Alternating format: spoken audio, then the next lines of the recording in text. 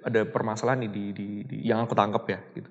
Di generasi mudanya itu banyak yang self diagnose tadi gitu, sedangkan generasi di atasnya tadi tidak percaya dengan hal seperti ini gitu. Menurut aku sih itu hal yang penting ya, karena kesehatan mental tuh bisa ke banyak hal gitu.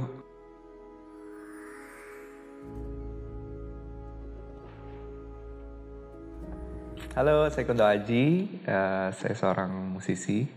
Sebagai manusia ya, maksudnya di luar panggung atau apa yang kalian lihat di atas panggung,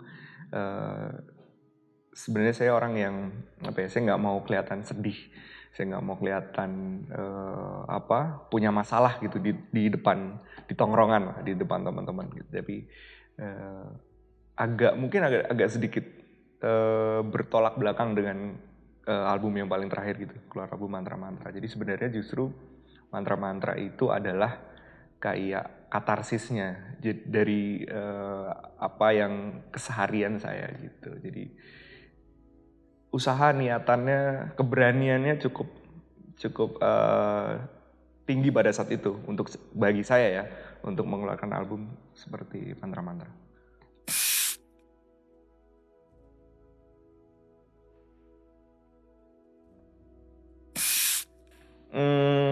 Justru album ini itu tadi jadi katarsis buat diri pribadi gitu. Mungkin teman-teman yang udah kenal lama saya juga, saya datang ke psikolog dan segala macam itu kan nggak ada yang tahu gitu. Jadi ya banyak yang kaget juga gitu setelah saya interview dan segala macam ngomongin tentang ini gitu. Dengan bukan membuka luka ya istilahnya, kita menunjukkan sisi kelemahan kita. Aku sendiri sih ngerasa lebih kuat justru malah gitu, karena nggak ada yang harus tutupi gitu, nggak harus kelihatan, nggak harus gitu terus gitu ceria dan segala macam di depan teman-teman. Ketika ada masalah ya udah biasa aja, jadi semuanya menjadi biasa lah gitu, biasalah.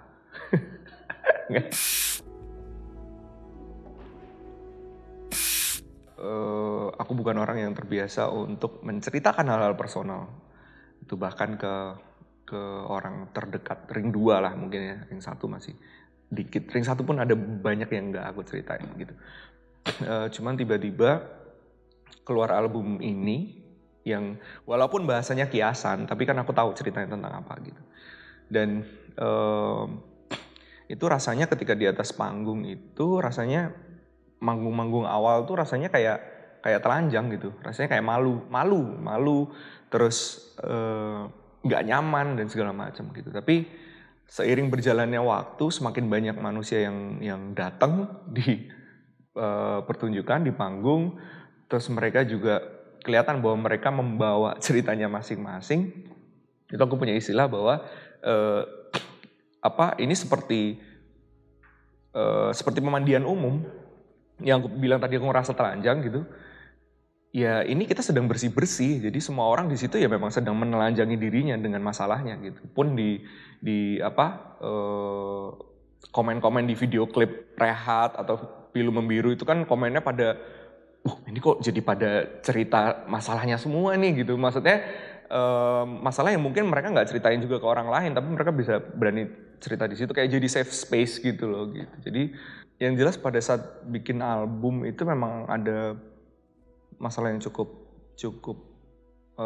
berat sih gitu, masalah yang cukup berat, dan dikasih mandat ya, dikasih sesuatu yang harus kita selesaikan, dan ternyata butuh bantuan profesional. Dan aku ngelihat sendiri bahwa dan mengalami sendiri bahwa perubahan itu ada gitu ketika orang istilahnya datang ke profesional, sebelum dan sesudah datang ke profesional gitu. Bagaimana kualitas manusia ini sendiri melihat hidup dan menghadapi hidup gitu. Jadi aku ngerasa wah ini bisa menyelamatkan banyak kehidupan orang gitu. Walaupun bukan berarti ya terus album Mantra-Mantra ini akan membantu menyembuhkan atau apa, itu sebenarnya aku nggak pernah mengklaim itu. Cuman spread the awareness aja tentang ini biar orang nanti nyari sendiri, ataupun misalnya aku mau ngomongin tentang itu ada di turunannya bukan di albumnya gitu, tentang apa yang aku lakukan. Karena sebenarnya mantra-mantra bukan perjalananku selama itu kan menghadapi itu gitu.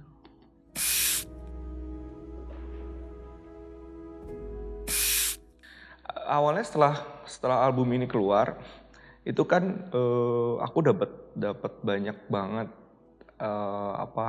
istilahnya testimoni, ada DM, ada yang bahkan ada yang email panjang dia bercerita tentang ini ya, terutama penyintas ya, para penyintas gitu, yang membuat pada saat itu sih semakin yakin bahwa ini emang penting sih, karena di Indonesia masih sangat-sangat tabu ya untuk spread the awareness ini. Pada saat itu sih hal small step. Ada permasalahan di yang aku tangkap ya gitu, di generasi mudanya itu banyak yang self diagnose tadi gitu, sedangkan generasi di atasnya tadi tidak percaya dengan hal seperti ini gitu. Menurut aku sih itu hal yang penting ya, karena kesehatan mental tuh bisa ke banyak hal gitu, kualitas diri kita bisa meningkat sejauh itu gitu. Jadi ini hal yang sangat penting.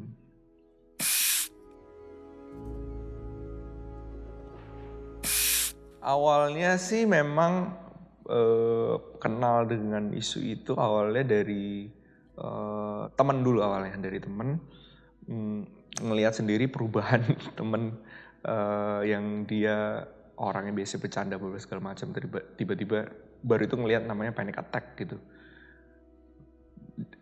Karena masih ini ya, maksudnya masih buta dengan isu itu, kira bercanda gitu, terus tiba-tiba dia pulang dan segala macam, ini orang bercanda bagaimana. Sampai bertahun-tahun kemudian baru ya ada orang terdekat yang lebih dari sekedar panic attack segala macam. Terus ke profesional,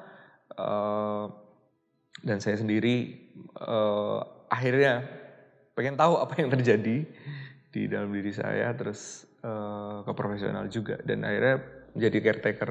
Awalnya jadi caretaker, dan jadi caretaker itu nggak gampang ya. Jadi caretaker tuh nggak gampang, butuh kesabaran ekstra, dan butuh dedikasi juga, butuh cinta dan kasih sayang juga gitu. Dan ya di situ ketika jadi caretaker kan kita bisa ngelihat perubahan orang sebelum dan sesudah ke profesional gitu, dan perubahan diri sendiri pada akhirnya ketika menyadari bahwa itu penting gitu. Apalagi ketika kita jadi caretaker ya, pendamping lah bahasanya. Jadi pendamping itu berat sih, maksudnya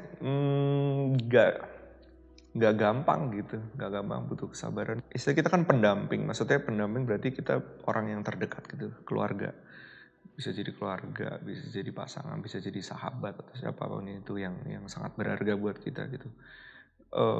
Buruk-buruknya adalah kita nggak kuat ngadepin itu, yang akhirnya kita memutus hubungan itu. Itu kan sesuatu yang dampaknya bukan hanya di hubungan kita, tapi bisa ke misalnya family ya, satu keluarga itu bisa di keluarganya bisa hancur, bisa ke misalnya jelek-jeleknya ya, misalnya misalnya pada kasusnya adalah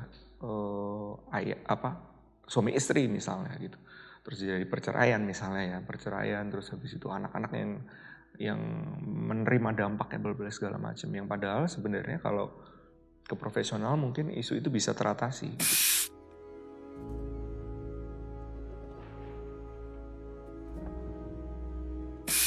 Sebenarnya memang berawal dari tren dulu ya, terus orang aware tentang isu itu, orang mencari tahu ini tentang apa gitu. Mungkin awalnya buat lucu-lucuan dan segala macam, sampai akhirnya mencoba merelate dengan apa yang mereka alami gitu. Hal-hal yang bagus akhirnya, sharing hal-hal yang positif.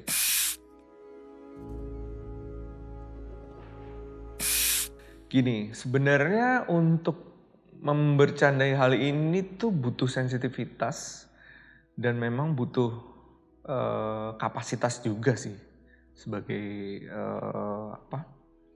mungkin ada komedian atau apa yang membahas ini gitu. Jadi memang nggak bisa sembarang karena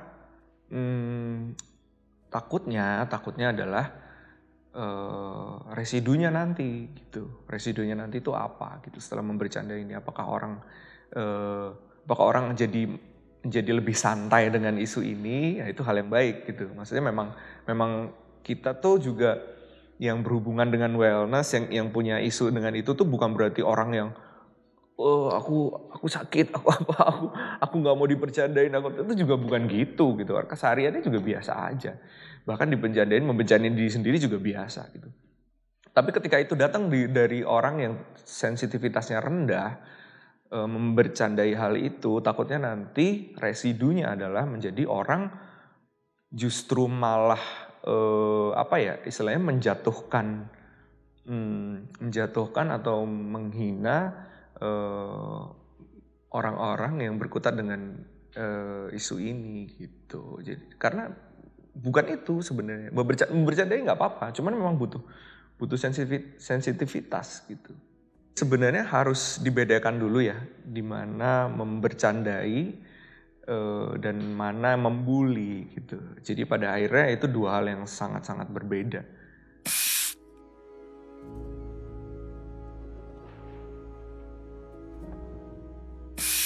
Ya dengan sekarang aku sudah bertemu dengan banyak orang dengan berbagai macam permasalahannya dan apa yang mereka hadapi dan bagaimana mereka menghadapinya.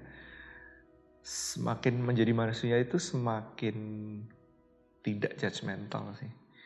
Semakin mencoba memahami dulu dia kenapa ya seperti ini gitu. Apapun itu, bahkan orang yang benci ke kita itu. Kalau kita mau berpikir terbuka, kita mau berpikir menerima, itu kadang kita bisa melihat sisi-sisi yang puncaknya ini adalah, saya bingung ini Bang, ini merangkai katanya. Cuman puncaknya ketika kita bisa melihat orang yang benci ke kita bisa tahu, bukan bisa tahu ya, bisa melihat bahwa oh dia tuh begini karena ini ya. Akhirnya yang muncul dari diri kita adalah rasa kasih. Bukan kasihan ya, tapi rasa kasih bahwa aduh sebenarnya dia gini ya. Maksudnya kita jadi mengasihi dia gitu. Karena itu tadi seperti yang dibahas bahwa cinta itu sangat besar. Cinta itu bisa kasih itu bisa mengalahkan kebencian. Jadi bahkan orang yang nggak suka sama kita pun kita bisa mengerti ketika kita bisa mencoba untuk melihat dari perspektif yang lebih tidak judgmental tadi gitu terhadap apapun itu. Jadi apalagi teman-teman ya misalnya yang menganggap isu ini mungkin hanya sebagai tren, atau saya ngerti sih banyak orang yang juga mau istilahnya ya bosan gitu, kok ini isu ini jadi dibahas di mana-mana bla bla segala macam. Saya ngerti informasi yang berulang-ulang, walaupun itu informasi yang baik, tapi ketika datang berulang-ulang akhirnya malah jadi menimbulkan rasa benci atau menimbulkan stres gitu. Yang jelas mungkin orang jadi istilah bahasanya bahasa jeleknya muak gitu dengan isu ini. Saya ngerti, cuman kalau bisa coba diselami dulu apa ini, dan misalnya ada orang yang terlalu istilahnya ketika sekarang dibicarakan digunakan jargonnya digunakan di iklan produk atau apapun itu, atau ada yang menjual ini dengan ini, ya udah biarin aja. Yang penting kita lebih mengerti tentang wellness, tentang kesehatan mental, tentang permasalahan ini, dan kita aware di sekitar kita, teman-teman kita. Siapa tahu banyak yang dia nggak cerita loh selama ini dia menghadapi apa gitu, dan kalian sama-sama nggak cerita. Dan ketika sama-sama cerita ternyata bisa menghadapi apa yang dihadapi dengan lebih baik. Gitu.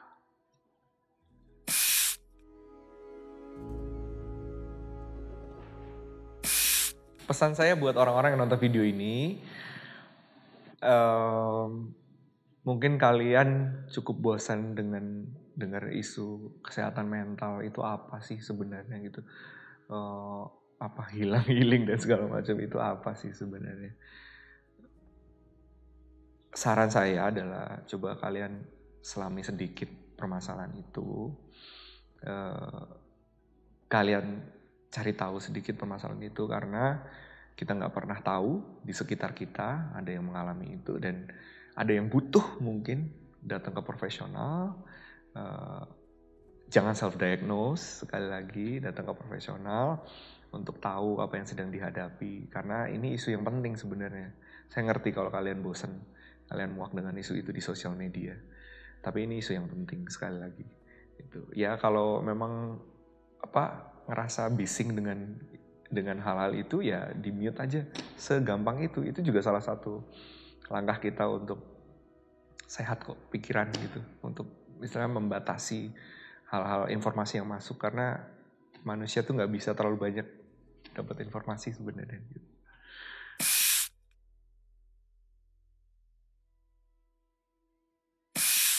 Menjadi manusia adalah menjadi seapa adanya kita. Mau bergerak maju, jadi pribadi yang lebih baik, memberi manfaat, itu adalah lebih baik. Dan sehat selalu. Dan ini.